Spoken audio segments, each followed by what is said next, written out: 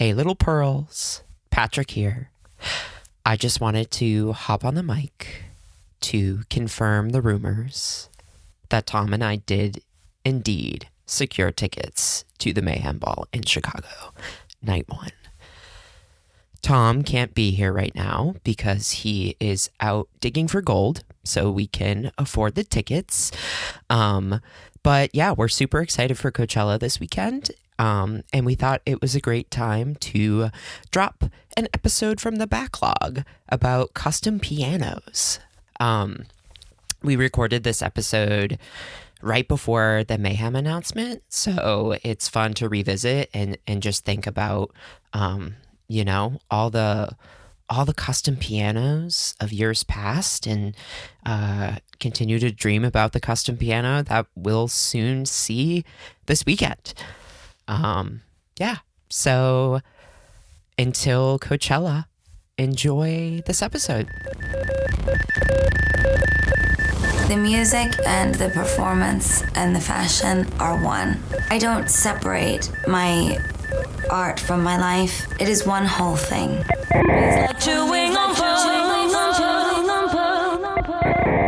Hi, Tom. Hi, Patrick. I'm Patrick. And I'm Tom. And this is Chewing on Pearls, the show where we dissect and decipher Lady Gaga's chameleonic career and its impact, one pearl at a time. We are back. We are back. And we're here to talk about custom pianos. The siren goes off. Beep, beep, beep. Beep, beep, beep, beep. Yeah. So, It's hard not to discuss the piano when talking about Lady Gaga, the musician and performer. Following in the lineage of icons such as Elton John, Carole King, Stevie Wonder, Gaga has secured herself as contemporary pop's ivory tickler-in-chief. With her signature showmanship and deft classical skills, Gaga at the keys is a guaranteed crowd pleaser. In fact, piano-centric sets have become essential to every touring LG production, allowing Gaga to connect with her audiences more intimately. To us, Mother at the piano truly shines as her most authentic self. T. Whether she's smashing her heels on the upper octaves, balancing precariously on the piano bench, or interrupting herself with impassioned, irreverent speeches, it's all but certain the piano Gaga finds herself at will be equally as fabulous and flamboyant as her. Join us as we break down a selection of some of our favorite custom pianos built for Lady Gaga over the course of her career. As always, this list is non-exhaustive, so sorry if your fave didn't make the cut, but be assured, we most likely adore it too. Yeah, we'll be revisiting this, I'm sure, in the future because there's so much to talk about. But let's get into it. Thank you for that beautiful introduction. I love the ivory tickler. Ivory tickler in chief. Ladies and gentlemen, please welcome to the stage. Ivory tickler. Yes, exactly. I guess I'll start. We're going to start with the Rubberman Piano, which is a Baldwin piano customized by Canadian multidisciplinary artist Terence Coe. It is the second piano created specifically for the unreleased song Future Love, which we are obsessed with. Yes. The first being the bubble piano inspired by Hussein Chalayan and designed by Vision Scenery for the Fame Ball Tour in 2009. This piano features a Rubberman, or seemingly female human mannequin, to which Gaga sings. The piano was later utilized at Gaga Co., a charity concert for people living with HIV, hosted by Mac Viva Glam at the Tabloid Club in Tokyo, Japan, in April of 2010. This appearance of the piano featured a 5-foot-tall papier-mâché bunny head atop the Rubberman, Terence Coe's self-proclaimed spirit animal. Before we get into the rest of this, I think we should kind of describe what it looks like. I know that it's pretty simple, and then also why this night, this image that you will see on our Instagram is important to us before we get into the pearls conversation. Yeah. So the mannequin on top of the piano is reclined in a way that is, I think, simultaneously contemplative and very sensual. Yeah, seductive. Yeah, there's something sexy about it. And it being white does kind of harken back to the classics, I think. Yeah. Yet it doesn't have that style. She's bald. Well, I love that it's the Rubberman Piano, Yeah. but it's seemingly a woman, Yes. a femme body. Yeah. And like, looking at Gaga standing on top of the piano with the mannequin, it's almost like to scale with her. Yeah. She's such a small person that it feels like human scale. And I love that about it. So at the Amphar New York Gala, Gaga performed wearing 88 pearls, a look designed by the House of Gaga in collaboration with Terence Co. The outfit consists of a white leather biker hat and jacket, bra, underwear, and boots, all covered in pearls, counted by hand and placed in a teacup by Gaga and Co. ahead of the performance. Symbolically, 88 represents the number of formally recognized constellations by the International Astronomical Union and the total number of keys on the piano. Of the collaboration, Co said, quote, "The pearls are Gaga, and Gaga is a pearl. Before the performance, we carefully counted 88 pearls and put them in the teacup. 88 pearls counted one by one. Each of them formed a piece of the performance, and from her mouth, those beautiful pearls flew out like the sound of love into the piano, and each pearl was love, and each pearl was about the beautiful universe." Wow.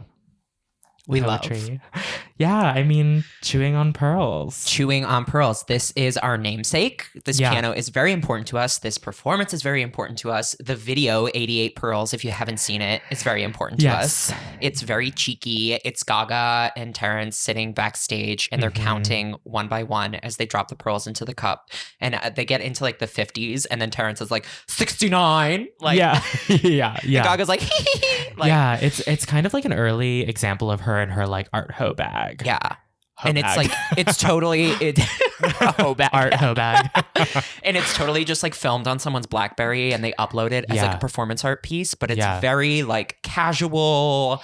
Like, she's so young. Yes. It's like silly. It's irreverent. She's already in the look. So they're like, yes, we counted these pearls and then attached them to her. So it's like, well, some of them are already on her. Like, and to like read his quote, speaking about the performance and how like kind of poetic and dramatic it is. It's funny then to watch the video and see how there is this like layer of silliness and camp that I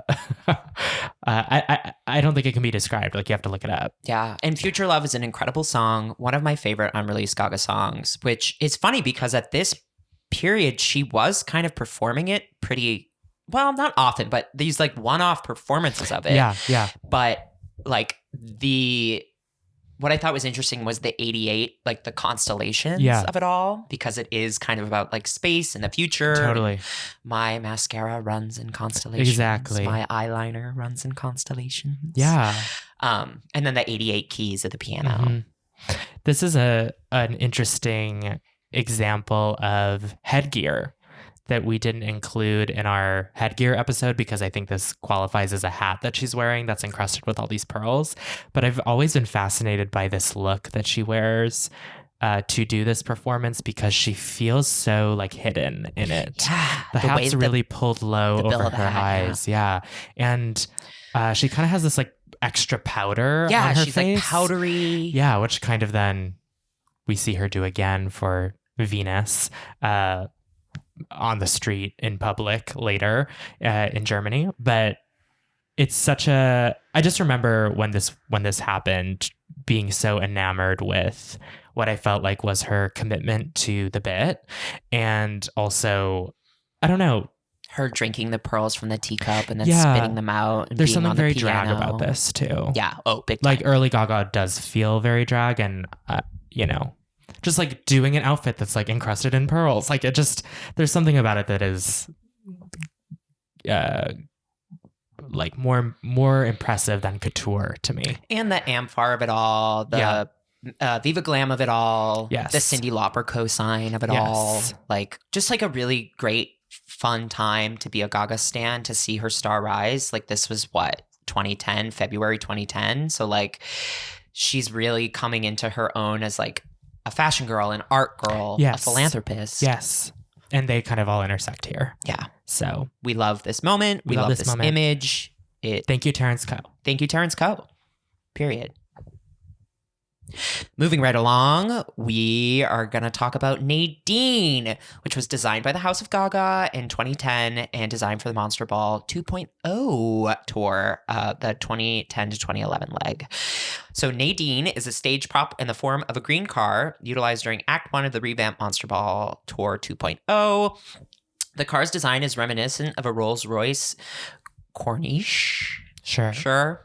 We're not car girls. We're not car girls. Gaga is, though. Yeah. With cross-shaped cutouts on the windshield and a Gaga vanity plate. As per the concert's scripted narrative, Nadine experiences a breakdown while Lady Gaga and her friends are en route to the Monster Ball. This event cues a truncated rendition of Glitter and Grease. If you know, you know. If you know, you know. Subsequently, Gaga opens Nadine's hood, revealing a Yamaha keyboard, which she uses to perform an extended introduction to Just Dance. The crowd infamously goes fucking nuts at this moment. Yes. I remember seeing this moment 4 times live. It's incredible. And the way that she just like starts the song and everyone's like, "Wah!" And she's just in her little glittery purple outfit and she just looks over to the crowd and she's got a leg up on the fucking vanity plate that says Gaga. I'm going to say something that, I don't like to talk sexually about Mother. I don't like to talk about her body, but there is a famous photo from this tour. I don't know if it was taken by a certain canceled photographer or what. Perhaps, where her leg is up on the bumper. She's wearing this bodysuit that kind of has a high cut, and her legs and behind look so hot and beautiful in these fishnets with the keyboard in the car. Like, it is one of my favorite Gaga, like, official tour images. Yeah. The tour really imagery from the Monster Ball 2.0, incredible. And I think what's cool about that image, maybe we can include it actually in our carousel, but I love it because it's her, but you don't necessarily see her. It's just like her legs. But yeah. When speaking about Nadine to iTunes in 2010, Gaga said, "Growing up in New York City, I fell in love with a boy in a watermelon green El Camino, Nadine. We recreated a fantasy version of this car, a car that inspired all of the music I wrote on the Fame. As a moment of symbolism, I decided to turn this car into an instrument, a piano. So when Nadine breaks down on the way to the Monster Ball, I open her hood to play Just Dance, and she starts back up again." Interesting, when I was doing research for this episode, I found out that before securing the Pussy Wagon, Nadine was set to be the getaway car for Beyonce and Gaga in the telephone music video. Yeah. That is fascinating. That would have been so cunt. Such a good full circle moment. As if the Pussy Wagon isn't cunt enough. Yeah. But, we love through lines. This is just so cool, and it's so Gaga. I mean, we've talked at length about Gaga and cars, Gaga and transportation, Gaga and vehicles. Episode to come on that. But this is such a good gateway into that conversation when you're talking about the way that cars have been a through line. I mean, disease. And the fact that she's like, I wrote all of the music on the Fame about this car. Yeah. And it's like, what she's getting at, I believe, is like the relationship that, she found herself in that car. Yeah. And that's where she felt famous. Yeah. Fame is love. Love is fame. Love, lust, fame. Nadine. Like, it's a love game. I don't know. Just musing. No, this is iconic. And, I think about these choices in hindsight that, like, at the time just feel like Gaga is an icon and, like, I'm obsessed with her and I'm addicted to her. But, like, as an adult and as a creative person myself, I look at this and I think, if this car piano was based on a real green Camino, was the color of that car the reason they chose the purple look? You know what I mean? Like purple and green being kind of at a high vibrational level next to each other. Like, those decisions aren't things that I ever thought about watching clips from this show or watching the special on HBO. I never saw it live, but then in hindsight, I'm like, did the color of this car dictate the color of the look and the lighting? Probably. I love in Glitter and Grease where she goes, watermelon. Yes. Yes. Glitter and Grease is another deep piece of our friendship and history as Gaga. Another sisters. favorite unreleased. Yes. moving right along, we're going to talk about the Boudoir Organ, which was used to premiere the song Born This Way at the 53rd Grammy Awards ceremony in February of 2011. It was designed by Hammond Organs. Funny. Organs. The organ features translucent pipes strutting from the black and chrome keyboard, topped with a vanity mirror reminiscent of a Catholic triptych, and 4 Born This Way-ified Gaga heads encased in crystals, similar to those featured in the song's music video. After emerging from the vessel, the egg, as some people call it, and slaying her Martha Graham-inspired choreo, Gaga heads to the organ to bust out Bach's Toccata and Fugue in D minor, made famous through The Phantom of the Opera, before bringing down the house with her declaration, no matter gay, straight, or bi, lesbian, transgender life, I'm on the right track, baby. I was born to survive. A second version of this organ was made for the final leg of the Monster Ball tour using a Roland Atelier AT605 bass organ. It was also used in the BBC Radio 1's Big Weekend Carlisle performance a week after the last Monster Ball tour date concluded. This is a very special moment to me. This is the Gaga look that I have tattooed, and I do feel like there's something kind of special and cool about this piano that is, it feels simultaneously like fresh and like vintage. And I feel like that's what Born This Way is. Yeah. Like Born This Way is about futurism, but it's also about like homage. Retrofuturism, perhaps. Retro freak. Retrofuturism. We're back. We're back. We've never been more back. Remember, we made the joke that we say retrofuturism on every episode, and then I feel like we stopped saying it. Yeah, totally. But very much that. And we talked about this in our a recent episode where we talked about the Germany's Next Top Model performance, where she's looking into the mirror at the piano and the camera. She's looking at the camera through the mirror, and she does that sort of here as well. And this kind of like triptych, religious, mirror, vanity, boudoir, sitch, like definitely is in the Born This Way visual world. Yes. Like this mirror appears in many performances in many different iterations. Yes. That first verse of the track Born This Way, where she's describing being in her mother's boudoir and, you know, getting these words of wisdom from her and putting her lipstick on, all this stuff. I just love that was picked up on as a key visual that would carry through. Totally. Maybe not so much as she toured Born This Way, but at least for these like early performances. And this is like I think it's a very important moment for her career. It's a personally. battle cry. She goes up to that organ. She fucking plays the Phantom of the Opera shit. She's like standing. She's standing. She's going nuts. Yeah. And like all good classic early Gaga performances, there's way too much going on. Yes. She's like, let me fuck up this dance real quick and then run up these stairs and play this organ for 2 seconds. Yeah. And then scream the word transgender on fucking broadcast television. Exactly. In 2011. Exactly. Bitch. Yeah, I don't think that the culture at large knew how important this moment was, how transgressive this moment was. I love that it is an organ and sounds like an organ. And yeah. She knocks this performance out of the park. Yeah. It's one of my favorite live performances. Same. I think you can like really feel, just by watching it, you can feel the energy in her body, like escaping. And how much she loves this song. Yes, like it was really built up. I mean, she was sitting in that vessel, girl, and she's ready to go. But when she's getting out of the vessel, you see it in her eyes. Like, this is so important that they hear every word of this song and that I mean it. And her doing the choreo, it's almost like one of the best live choreo performances I think 100%. She gives, because again, there's just this energy that you can see it's rattling inside her, ready to. And she was in this like meditative gestation state, and she births the performance. Yeah. It's just all layers of perfection for Gaga. And for fans of Chewing on Pearls, you know that I love Gaga in a ponytail. Yes. Pony Ga. So yeah. Part of me is like, if I ever got another Gaga tattoo, would it just be this look, but the full body? Like, I just have her head now. You just have, but like, I get like her full body in this look on my leg or something. You I just don't know. keep getting this tattoo this over tattoo again. of this look. Yeah.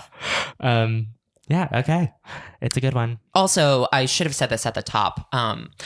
Shout out to Gagapedia always and the fan community that keeps that site alive. It was a great starting point for a lot of the research that we did for this episode.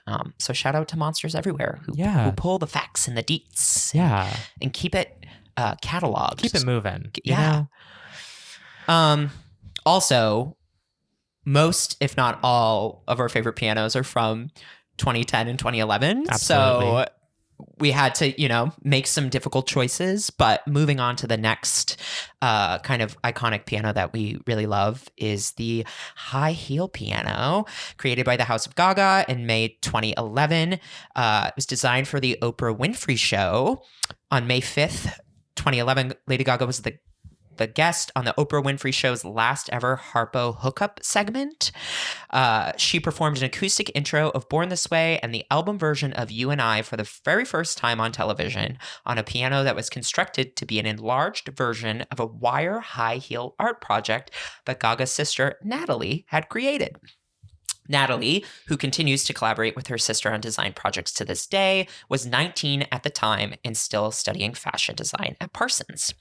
Gaga introduced the performance in a pre-recorded video saying, "Congratulations on the last Harpo hookup show. I feel so privileged and honored that I ever got invited to perform on your show. And I only wish that I could be there today, except sadly, I could not find the right pair of shoes to wear. Unless, of course," cheekily revealing herself to the studio audience on the massive high heel piano. Mm-hmm. This moment is so cute. It's quintessential. It's so important. We love sisters. We love family. We love how much Gaga loves her sister. Yes. We love that this was a surprise for Natalie. Yes. And when Gaga talks to Oprah about the performance, Oprah's like, "Where do you even dream up these things?" Yeah. And she's like, "Well, we came up with the look, but my sister made the piano." And it's just a very sweet, she's like, "Hi, Natalie." Surprise. Yeah. I love sister shit. But it's just such a perfect example of well executed camp. I always think when I see things like this, I always think about her hosting the Met Gala when the theme was camp and all these interviewers asking her what it meant or how she's engaged with it over the years. And it's bitch, do some research. Honestly. This is her introduction, the cheeky introduction. It's just so good. And, there's something kind of dangerous about it too, which I love. She's sitting up really high off the ground. I know. I love when she's in precarious positions. Yes. She's just out there floating. Another a notable one, the really tall Dolly inspired piano for the Royal Variety Show where she's really up there. Yeah. It's a little girl, don't move too much. Right. Love the look, love the performance, love the Oprah of it all. Love that it was the last Harpo hookup, which is the segment where she gives away shit. Yeah. And this was at the end of the Oprah show and the beginning of the OWN network and Oprah and Gaga obviously have a relationship. Mm-hmm. They love each other down, Boots. And this was early in that kind of relationship that formed. And it was a smart move to perform You and I for the first time on TV to Oprah's audience. Yeah. Very smart. Very smart. It's the type of song that my grandma is I love that Lady Gaga song because it's one of the only ones she knows. And really. I feel she was doing at the time with You and I think she changed some of the lyrics for the Oprah show. Yeah. Something about this place. I love you, Oprah. Silly things like that. Yeah. Which is another great, we love Gaga at the piano because she is so inspired by the moment to go off script, improvise. Yeah. Have these speeches, have these moments, even in a televised performance. Yeah. And still nail her vocals. Music. Yeah. I really do love this. I love that in this image that you pulled for the episode, the show notes, it's there's just a floating blonde wig in the air. Yeah. On top of this giant shoe. Yeah, exactly. And the shoe's sickening. Yeah, it's cute. It's just a wire pump. I love it. It's so good. Moving right along.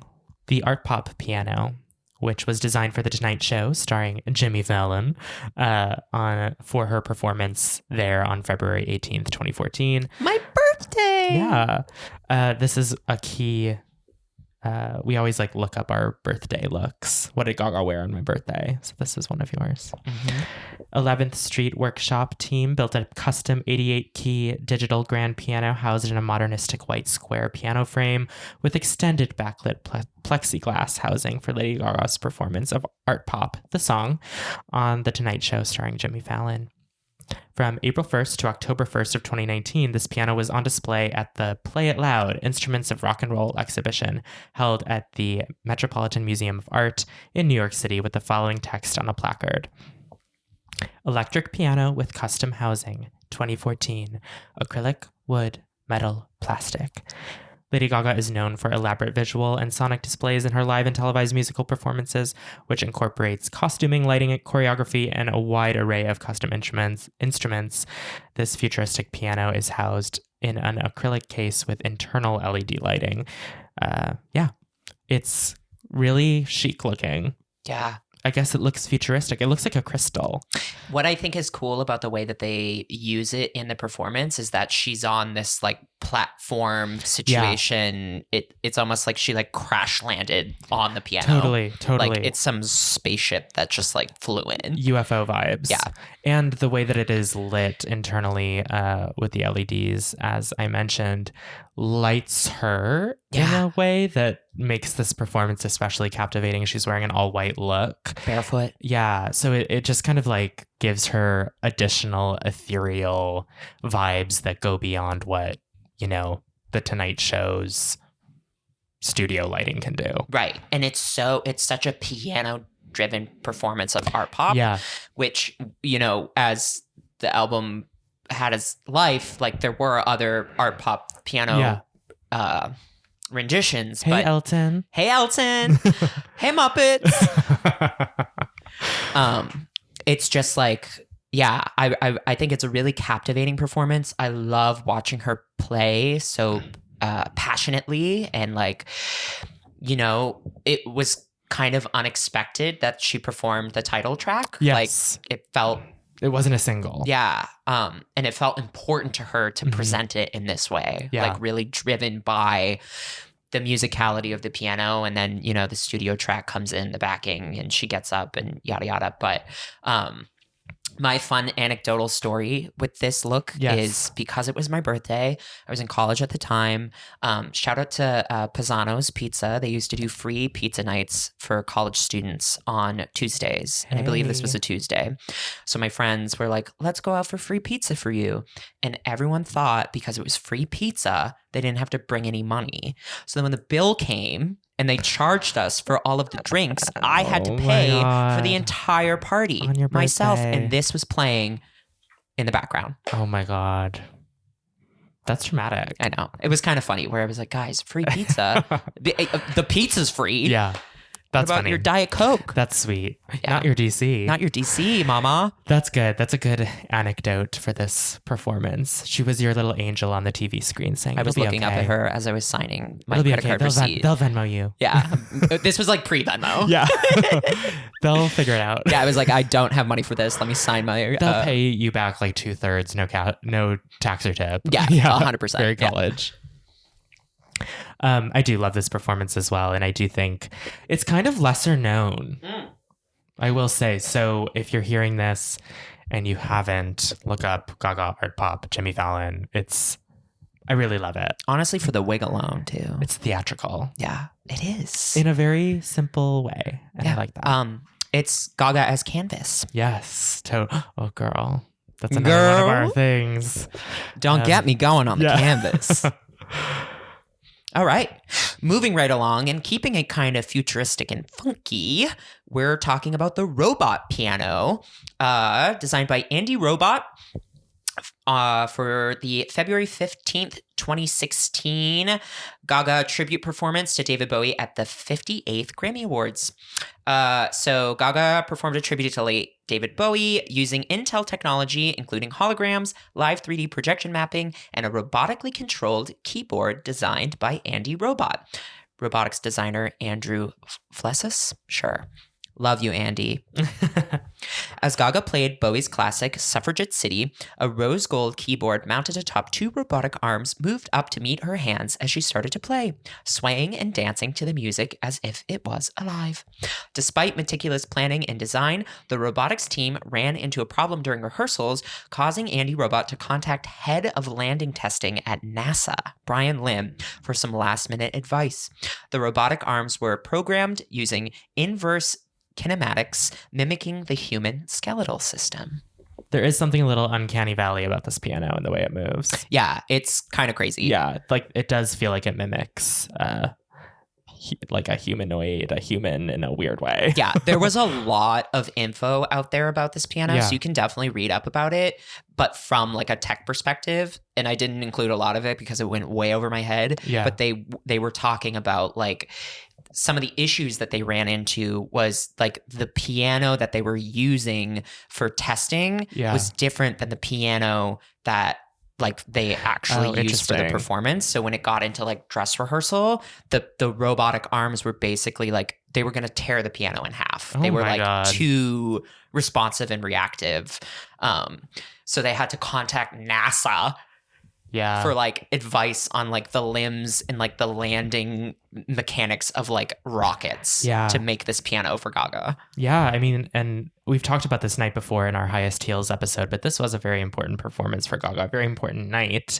And I think, interestingly, not to get into it, one of the criticisms that came out of this performance besides people thinking that she didn't do a good enough tribute to such an icon was that there was a lot going on technologically. And the tea is that Gaga had this performance with Intel that she was working on for maybe LG5 Chaos Angel?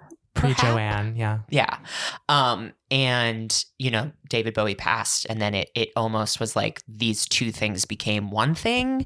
And that's where I think some of the criticism was like, okay, maybe there's too many ideas, which we have talked about. Sometimes that can plague a Gaga performance where it feels like there's too many ideas and there's not enough time and they're kind of rushing to get everything included. Yeah. And she is definitely someone that we know will rehearse and rehearse and rehearse until she gets it right. And there were a couple things in this performance that, you know, maybe didn't line up the way that they were supposed to. Yeah. And it's interesting that it's hard to find the full performance. Yes. It feels like something that got scrubbed in a way, which makes me think that she wasn't satisfied with it. It's one of those things that appears online every so often via some like unofficial YouTube account and it gets taken down. Yeah. I do think, I mean, watching at home is different. Like I wonder sitting at that Grammy Awards, like how the people in the audience felt about the performance. I think that maybe some of it just didn't translate super well for TV. In the room. Yeah. But I really loved like the facial projections, and I think the moving dancing piano. The piano is really fucking cool. And I'm surprised that this is kind of where it ended for her. Right. But I would love to see something like this again in the future. For our girl. She likes to stand and play anyway, so. Yeah, and it's like fun to see her body, like they choreographed the piano to move the way that she was playing the song. So it's like, it's all programmed. Yeah. It's choreographed, just like a person. Interesting performance for sure. And an even more interesting piano. Moving right along, we're going to talk about the laser piano, which was used at the Joanne World Tour. Leroy Bennett, Gaga's longtime lighting and production designer, approached image engineering to help conceptualize and design an iconic showpiece for Lady Gaga's Joanne World Tour.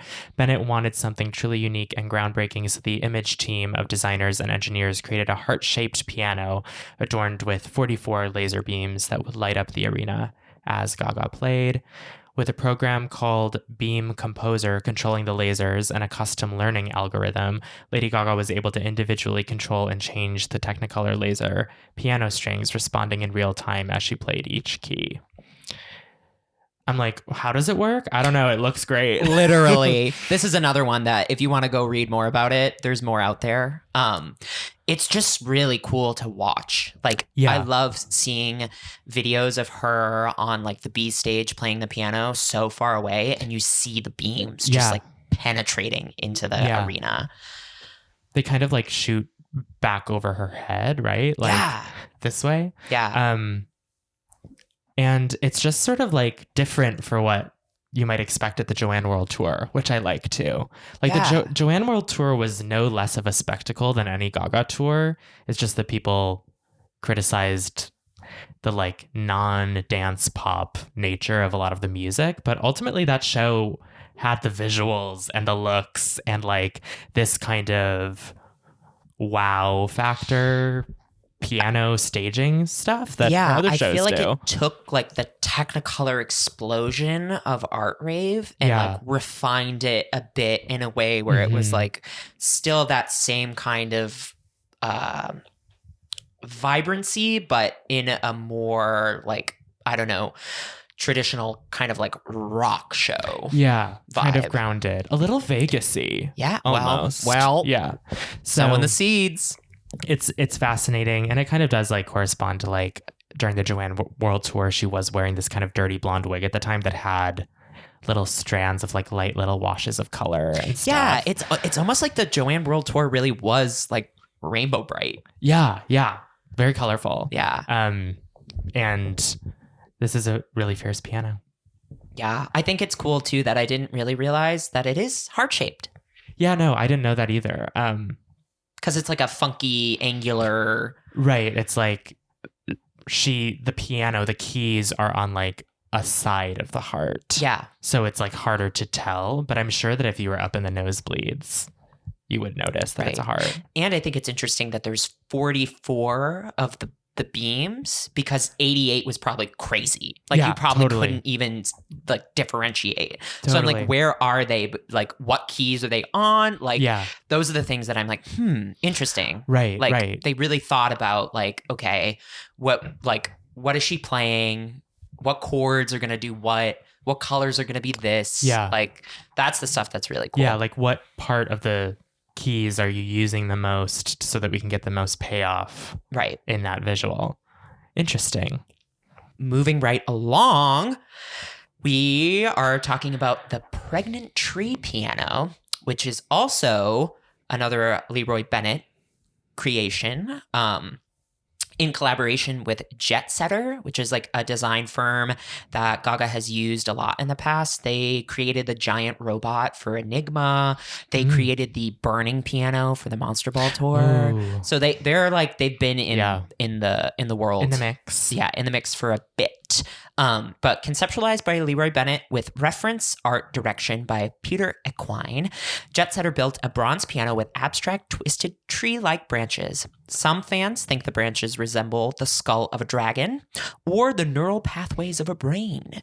Jet Setter described the pregnant tree as the womb Gaga is able to midwife her art through in the Brutalist set, nature breaking through the concrete for her more intimate moments with the audience. Mm-hmm. Exactly.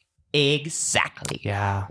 Can I just say, before we get into this, I had no idea this was bronze. Like, I really thought, you know, like, I'm naive about these kinds of things, like moving this from city to city, whatever, moving this overseas. Right. I'm thinking, this is like some kind of applied foam core or like some kind of like I don't know, lighter material. Right. Yeah. But it's fully bronze. Bronze. Yeah. It's fierce. Yeah. It's so fierce. I love this piano. Infamously, this is the piano Gaga plays in the look that I have tattooed on my body. Yes. Bug-ga. Bug-ga. She emerges in this really organic shaped piano nestled on the bench in this bug-like costume. Very much a departure from the stark brutalist kind of act 1 and 2. I forget which act this is in the Chromatica Ball tour, but it's, you know, midpoint. And she pops up in her little bug headdress to sing Shallow. Yeah. On this beautiful piece of art. Yeah, I really love thinking about it in contrast to what else was going on that stage. Like you said, that brutalist kind of design and this having this like organic, natural vibe and like what that symbolizes, something coming through the cracks. And like Gaga, who performed the Chromatica Ball all the other acts in this way that sort of felt different from past tours, Right. where she was very much so on display, on being the superstar, the icon, the legend. Like, I am performing for you. I am doing my job. But then for her to like come out into the audience, like farther into the audience, to do the piano set and perform on this, like, it's just perfectly symbolic of what that part of the show is about, which is her kind of dropping a bit of the persona and being like, okay, I'm here. And letting her talent soar. Mm-hmm. What And I love about available. it too Yeah. is, like, when I was doing research, fans have different takes on what this is. So they Yeah. call it pregnant tree, which, like, sure, I get that. But there are also people that are like, oh, it's the dragon skull from Yeah. Enigma. Yeah. Or it's the brain, because there was all this Yeah. like brain imagery for Chromatica. Yeah. And I'm pretty sure Jet Setter also built the brain piano that she played at the VMAs. Yeah. So there's kind of this idea of the brain as maze and like the pathways and being trapped in your mind and trapped in your Yes. head. But also the fact that it could resemble something like ancient that came way before any of us. It's like the skull of this mythical beast that she's like playing. Yeah. Yeah. I mean, I think it just speaks, like, all of those different like projections onto this piece of art that is a piano speaks to the ways that all of those things, like, I think it's beautiful to think that someone is looking at it and being like, this is a tree because roots and branches, but then also being like, this is a brain because grooves and neurons, and like we in our nature mirror and mimic nature itself. And Chromatica being an album about, you know, rising above the mental prison that you've built for yourself through music, and it's a piano. I don't know. It's kind of just perfect. And nature prevails. Yeah, it does. It's absolutely gorge. Yeah, it's really captivating to look at. And I think depending on where you are too, you get a different vantage point. Totally. And I just really, really love this piano a lot. Yeah, it's super special. Well, before we wrap it up, I'm just thinking, like, where are all of these? I know. She's and this was not an exhaustive list, as Patrick said. Like, where are they all? There's Because so many. more. There's so many. Like, I know that she stores things clearly. Right. Where does any of her set stuff go? Like, I know. the pianos are big and heavy Well, and expensive. Some of them are probably in museums, or, you know, I feel like, which piano did we see at House of Gaga? It was the motorcycle, right? I think so. Yeah. Interesting. Yeah.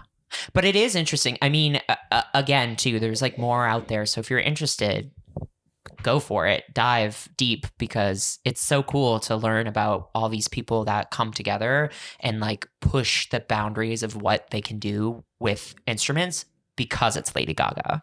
Yes. Because they know that she has this. It's like a Gaga piano is a Gaga piano. Like, she can sit and play any piano, but if it's a Gaga piano for a tour, you know it's not just going to be a piano. Yeah. And it's like you said, that's why she carries the torch of these like legends that came before her that were like these piano based and focused artists. She's like a pop girl, dance pop, whatever. But like ultimately the kind of average American who's going to her concert is going to see her do this. Yeah. And so to treat it with such care and such artistic skill is fitting for her. Yeah. It makes me hope that we see more piano for LG7, which Yeah. I know we will. Yeah. But I mean, she did those acoustic performances of Disease. She was not playing the piano. Wait, she was. for one, right? For one. Yeah. For the other one, she's like walking around the room. Aww. Yeah. But so yeah, it's around. The piano is part of her process, and from like beginning of process to like last live performance of a song. Yeah. You know, that's where it lives. She's you a know? piano girl. Yeah. And we love her for We it. love her for that. Well, thanks for tuning in to this episode of Chewing on Pearls. You little key tickler. Yeah. Ivory tickler. Yeah. Oh my God. See you next time. Bye. Chewing on